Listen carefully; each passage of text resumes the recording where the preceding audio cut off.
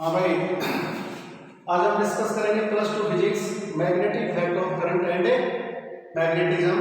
इसके अंदर हम करते हैं bar magnet as a solenoid. Bar magnet as a solenoid, यानी एक बार मैग्नेट है और वो किसकी तरह बिहेव कर रही है? एक करंट कैरिंग सॉलिनॉइड की तरह बिहेव कर रही है। ठीक है, करंट कैरिंग सॉलिनॉइड होती है, उसके अंदर एक पोल नॉर्थ होता है, दूसरे पोल क्या होता है, दूसरी एंड क्या होता है, साउथ। यानी एक एंड है वो नॉर्थ की तरह काम करता है तो एक साउथ की तरह। तो उसमें जो हम मैग्नेटिक फील्ड लाइंस ड्रॉ करके देखते हैं तो बिल्कुल इसी तरह से होती है जैसे कि एक बार मैग्नेट। तो आप हम डिस्कस करेंगे अगर एक बार मैग्नेट है और बार मैग्नेट किसकी तरह बिहेव करने लग रही है? करंट कैरिंग सॉलिनॉइड की तरह बिहेव कर रही है। तो इसका मैं डायग्राम बनाता हूं। देखो ये एक बार मैग्नेट है, ये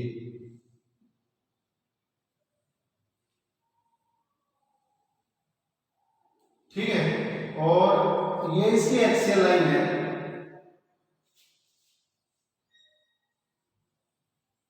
ये अब बार मैग्नेट है तो इसका मतलब है बार मैग्नेट एज सॉलिनॉइड है, तो सीधी सी बात है इसके अंदर क्या जा रहा है? करंट भी जा रहा है। कितना करंट जा रहा है? आई करंट जा रहा है।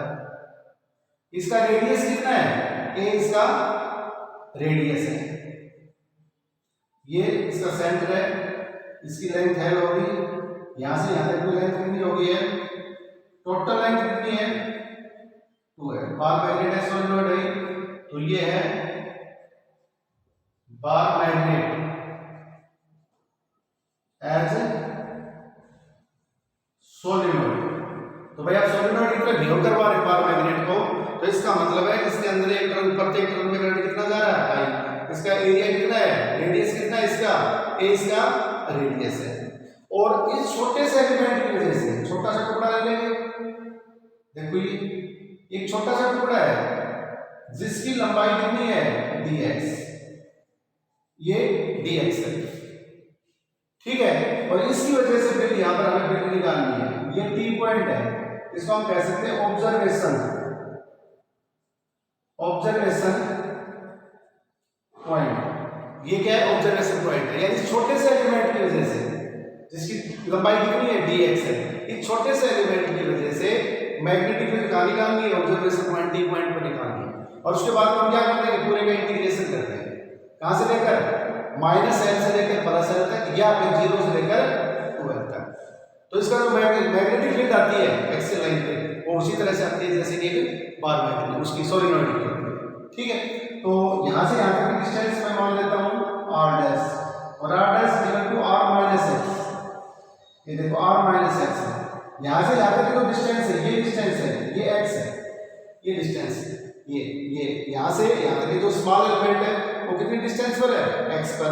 और इस स्मॉल एलिमेंट से ऑब्जर्वेशन पॉइंट कितनी पर? r' किसके बराबर? r - x के बराबर है। और यहां से यहां तक की दूरी कितनी है? ये डिस्टेंस कितनी है? x। और यहां पर हमें मैग्नेटिक फील्ड निकालनी है। क्या निकालनी है? यहां पर मैग्नेटिक फील्ड निकालनी है T पॉइंट पर, ऑब्जर्वेशन पॉइंट T पर निकालनी है। तो अब इसके अंदर देखो, then mf at point T on axis of bar magnet as solenoid due to small element dx is given by। ये देखो क्या निकालनी है? मैग्नेटिक फील्ड निकालनी है। ठीक है, किसकी वजह से? स्मॉल करंट एलिमेंट की वजह से, स्मॉल एलिमेंट की वजह से, dx की वजह से क्या हो जाएगी? ये देखो dp μ0। अब हम यहां पर कौन सा लॉ लगाएंगे? बायट-शॉर्ट लॉ है। उसकी एक्सियल लाइन के ऊपर मैग्नेटिक फील्ड निकालनी है। करंट कैरिंग कॉइल है और उसके एक सेंटर में मैग्नेटिक फील्ड निकालना और एक एक्सियल लाइन पर निकालना। तो यहाँ पर जो हम एप्लीकेशन लगा रहे हैं बायट-शॉर्ट लॉ लगा रहे हैं। आगे करंट कैरिंग कॉइल है और एन उसके अंदर टर्न्स है और उसकी एक्सियल लाइन के ऊपर x डिस्टेंस पर या r डिस्टेंस पर हमें क्या फाइंड आउट करनी है? मैग्नेटिक से फाइंड आउट करनी है। उसका फॉर्मूला होता है म्यू नॉट आई का मतलब एक टर्न से करंट इनटू में total number of turns N into में dx इनटू में a की स्क्वायर अपॉन में 2 इनटू में r डैश की स्क्वायर प्लस में a की स्क्वायर और 3/2 ये मैंने कहां से लिया है बायोट सवार्ट लॉ। ये बायोट सवार्ट लॉ से बायोट सवार्ट लॉ, ठीक है। तो मैग्नेटिक फील्ड मैंने कहां पर निकाली है, मैग्नेटिक फील्ड निकाली है एक्सियल लाइन पर r डैश डिस्टेंस में किसकी वजह से dx की। तो ये n इनटू में dx is equal to total number of turn in dx element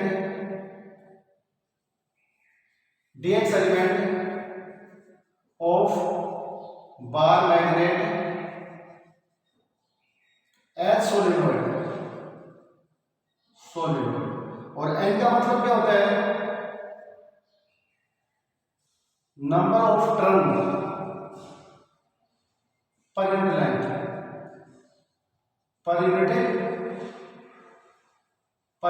मैं ब्रैकेट में लिख देता हूं n इज इक्वल टू बड़ा है बटे 2 है। सोलिनोइड बार मैग्नेट है, सोलिनोइड है, तो इसकी टोटल लंबाई कितनी है देखो 2 है। टोटल नंबर ऑफ टर्न कितने हैं, कैपिटल है। छोटे n का मतलब क्या होता है, तो छोटे n का मतलब क्या होता है, number of turn per unit length. और i का मतलब है current through each turn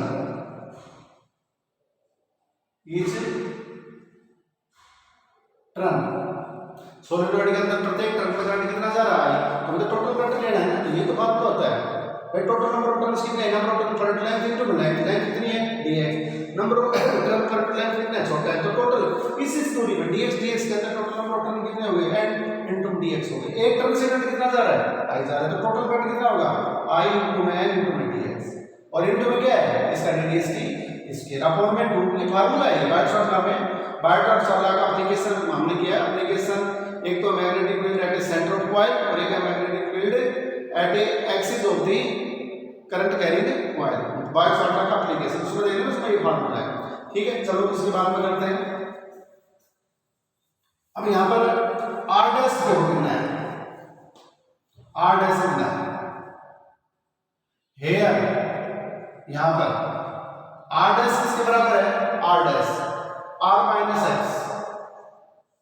so ये देखो formula dp is equal to mu not i n dx into net की स्क्वायर अपॉन में 2 और r माइनस x की स्क्वायर प्लस में की स्क्वायर, एक का मतलब रेडियस और 3/2।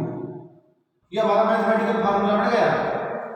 अब इसके अंदर क्या है, अब जो ये डिस्टेंस है ना, ये डिस्टेंस है, ये जो x डिस्टेंस आपने ले रखी है, यानी जो स्मॉल एलिमेंट ले रखा है dx स्मॉल एलिमेंट ले रखा है, वो इसकी जो ये लाइन है इससे बिल्कुल पास में, कहने का मतलब है आगे जो ऑब्जर्वेशन डिस्टेंस है ना, ऑब्जर्वेशन डिस्टेंस ये बहुत ज्यादा r किससे बड़ी है, x से बहुत बड़ी है, और जो r है वो उसके रेडियस से बहुत बड़ी है। तो इसके अंदर है and r greater than a और r greater than x। r है ये ऑब्जर्वेशन डिस्टेंस है, ये क्या है, ये x से भी बहुत बड़ी है और इसका जो रेडियस है उससे भी बहुत ही बड़ी है। सो हमारा जो फार्मूला r माइनस एक्स की होल स्क्वायर प्लस में की स्क्वायर है वो लगभग किसके बराबर आ जाएगा, r की स्क्वायर के बराबर आ जाएगा। देखो ना r बहुत बड़ी है, x बहुत छोटा है, तो r में से x जाएगा तो आंसर लगभग किसके बराबर आएगा, r की स्क्वायर के बराबर आएगा। और a ठीक है, अब यहाँ से क्या बच जाएगा, यहाँ से हम निकालेंगे तो r की स्क्वायर बचेगा, r की स्क्वायर प्लस में की स्क्वायर, फिर वही बात आ गई, r वैसे भी बहुत बड़ा है, तो कहने का मतलब ये रिजल्ट हमारा जो आंसर आता है वो क्या आता है, r की स्क्वायर आता है। देन अब ये वैल्यू रखो mu not i n dx a की स्क्वायर अपॉन में 2 इनटू r की स्क्वायर इसकी पावर 3 में, तो 2 से 2 कैंसिल आउट हो गए।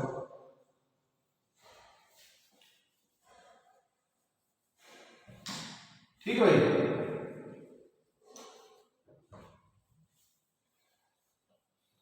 चलो अब इसके बाद में क्या हो गया, D B is equal to mu naught N D X एक की स्क्वायर अपॉन में 2 और आर की पावर 3।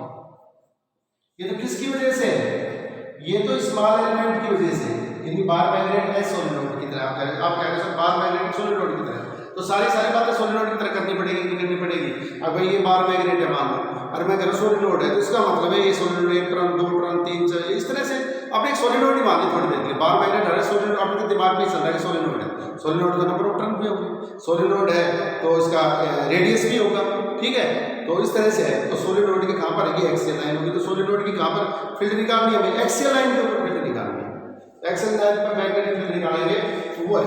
तो यहां पर हम क्या करेंगे, अब एक छोटे से एलिमेंट की वजह से छोटा सा टुकड़ा ले लिया यहां से, इसे इसका बीच से इसका बिल्कुल छोटा सा एलिमेंट ले लिया dx, और dx के अंदर नंबर ऑफ टर्न कितने थे, dx के अंदर n इनटू में dx, n का मतलब फिर बता देता हूं नंबर ऑफ टर्न पर मीटर है, ठीक है। तो ये होगा 1 टर्न सेकंड कितना जा रहा है, i कट जा रहा है, तो टोटल कट कितना गया, i इनटू में n इनटू में dx। अब हमें तो क्या निकालना है, तो टोटल फील्ड निकालनी है, तो टोटल फील्ड यहां पर t पॉइंट पर, तो टोटल फील्ड निकालने के लिए हमें क्या करना पड़ेगा, या तो इंटीग्रेट कर दो माइनस n से प्लस n तक इंटीग्रेट कर दो, या इंटीग्रेट कहां से कर देंगे, या आप इंटीग्रेट कर सकते हो 2l से, 0 से लेकर 2l, आपकी मर्जी आंसर दोनों का सेम आएगा।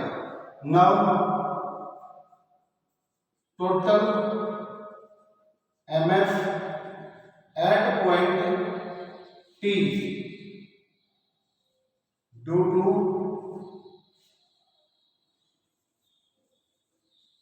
whole length of bar magnet as solenoid, bar magnet as solenoid is given by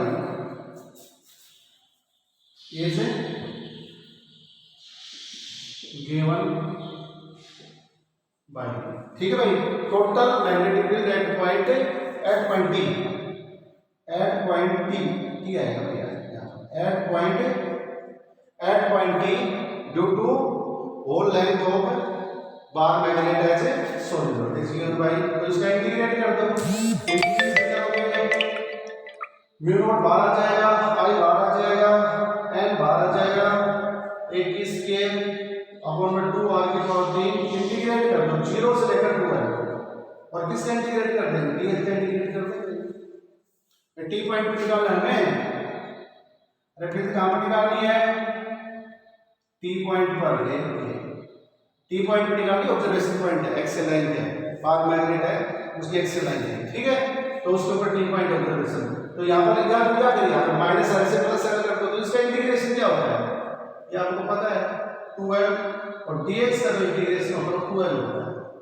यहां पर b इक्वल टू क्या कर देंगे, म्यू नॉट i एक की स्क्वायर अपॉन में r की पावर 3 इनटू में 2l, एंड हमें पता है n इक्वल टू क्या होता है, n अपॉन में 2l, और n इक्वल टू क्या होता है, n इनटू 2l, यानी total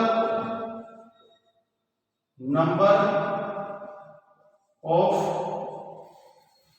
turns in bar magnet as solenoid, solenoid का मतलब है करंट कैरिंग सोलेनोइड, अंडरस्टूड है, सिंपल सोलेनोइड है, इसमें करंट ही नहीं जाएगा तो उसमें मैग्नेट कहां से बढ़ेगा, ये अंडरस्टूड है, करंट कैरिंग सोलेनोइड, ठीक है। एन का टोटल नंबर ऑफ टर्न, इस एन का मतलब नंबर ऑफ टर्न पर लेंथ, 2l का मतलब total length of bar magnet. So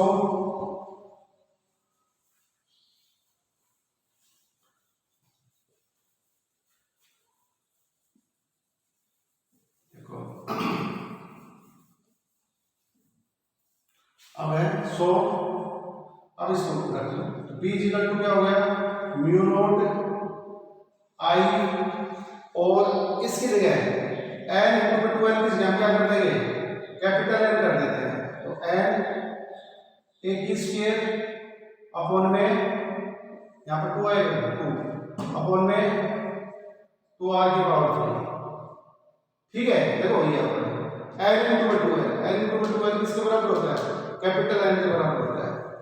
अब हम क्या करेंगे, इसको मैग्नेटिक मोमेंट की टर्म में निकालते हैं, मैग्नेटिक मोमेंट NIA, क्योंकि आप कह रहे हैं ना बार मैग्नेट एज सॉलिनॉइड, तो बार मैग्नेट एज सॉलिनॉइड जिसके अंदर यदि करंट जा रहा है किसी कॉइल के अंदर और उसका मैग्नेटिक मोमेंट होता है M = NIA, ये होता है करंट कैरिंग कॉइल का मैग्नेटिक मोमेंट, ठीक है। और एक परमानेंट मैग्नेट होता है जिसको हम बार मैग्नेट कह रहे हैं यहाँ पर, एक परमानेंट मैग्नेट होता है उसका मैग्नेटिक मोमेंट होता है M × 2L, छोटा है, छोटा है मतलब कॉन्स्टेंट।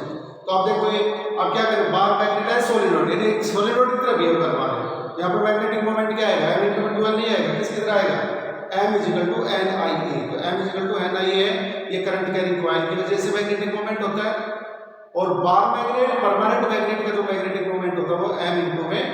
लेकिन दोनों के असाइनमेंट मैग्नेटिक मोमेंट चाहे वो बार मैग्नेट का हो चाहे करंट कैरिंग कॉइल का हो, दोनों की असाइनमेंट क्या होती है एम्पियर मीटर स्क्वायर। अब इसके बाद में थोड़ा सा और कर लो आप, इसमें हम क्या करेंगे, पाई से मल्टीप्लाई करते और पाई से डिवाइड करते, μ0 I और ये n हो गया पाई a² अपॉन में पाई 2 पाई r। मैंने क्या किया है, पाई से मल्टीप्लाई कर दिया, पाई से डिवाइड कर दिया, and pi a² capital A equal to area of bar magnet as solenoid, area of bar magnet as solenoid, area of bar magnet as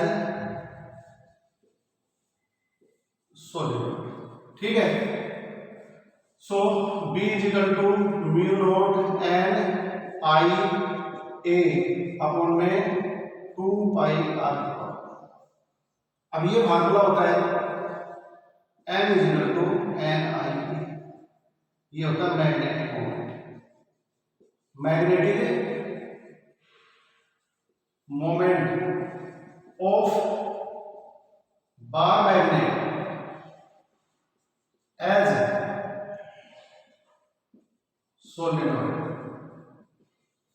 वैसे बार मैग्नेट क्या होता है M × 2L, लेकिन आपने किसकी तरह बिहेव करवा रहे हैं इसको, एक सोलिनॉइड की तरह बिहेव करवा रहे हैं, इस समय करंट कैरिंग कॉइल की तरह, करंट कैरिंग ग्रुप की तरह बिहेव करवा रहे हैं। तो ये आपका फार्मूला है μ0 M अपॉन में 2 पाई r, ठीक है ना, यही हम करना। ये देखो, यानी एक सोलिनॉइड होती है और उसकी एक्सियल लाइन के ऊपर r डिस्टेंस पर, एक्सियल लाइन यानी उसका जो सेंटर होता है सोलिनॉइड का, तो उससे r डिस्टेंस पर एक्सियल लाइन पर मैग्नेटिक मोमेंट ही होता है। तो बार मैग्नेट का भी यही हो रहा है, बार मैग्नेट का भी यही हो रहा है। तो इसका मतलब है बार मैग्नेट है वो किसकी तरह बिहेव कर रही है, एक सोलिनॉइड की तरह बिहेव कर रही है, ठीक है। थैंक्स।